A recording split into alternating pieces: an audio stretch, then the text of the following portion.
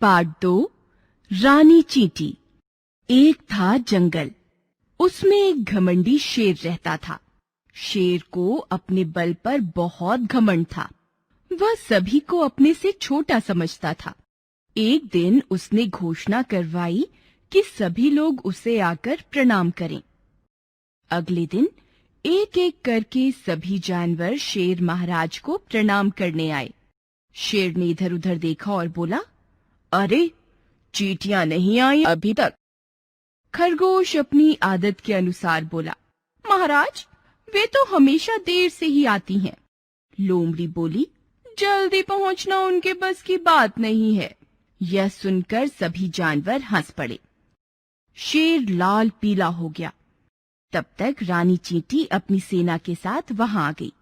शेर बोला, कभी तो समय से आया करो, हमेशा देर से ही आती हो। रानी चींटी बोली, महाराज, रास्ते में बारिश का पानी भरा हुआ था, इसलिए हमें आने में थोड़ी सी देर हो गई।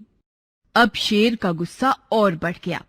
उसने आव देखा ना ताव बोला, एक तो देर से आती हो, ऊपर से मेरे सामने जवाब देती हो। चुप हो जाओ, वरना अभी जान से मार डालूंगा। रानी चींटी यह सब देखकर परेशान हो गई। वह सोचने लगी कि क्या करे। तभी उसे एक उपाय सूझा। वह तुरंत अपने मित्र कनखजूरे के पास गई और धीरे से उसके कान में जाकर कुछ कहा।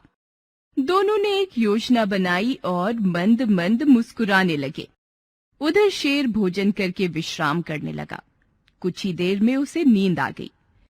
कनखजूरा चुपके से शेर के कान में घुस गया। उसने शेर के कान में जोर से काटा। अब तो शेर परेशान हो गया और दर्द से तड़प उठा। वह इधर उधर उछलने लगा, पर किसी भी तरह दर्द कम नहीं हुआ। इतने में जंगल के सभी जानवर भी वहां आ गए। शेर के कान का दर्द बढ़ता ही जा रहा था।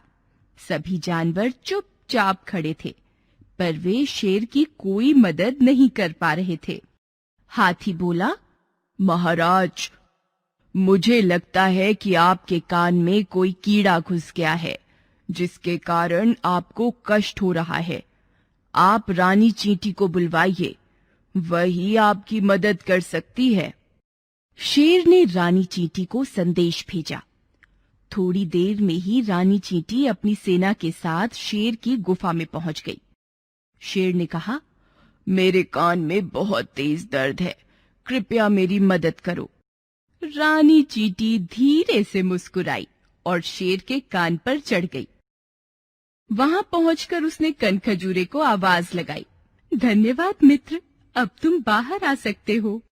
रानी चींटी की आवाज सुनकर कनखजूरा झटपट बाहर आ गया। उसके बाहर आते ही शेर को दर्द से छुटकारा मिल गया। शेर बोला, चींटी बहन, मुझे क्षमा कर दो। मेरी समझ में आ गया है कि कभी किसी को छोटा नहीं समझना चाहिए। यह देखकर रानी चींटी मुस्कुराती हुई वहां से चली गई।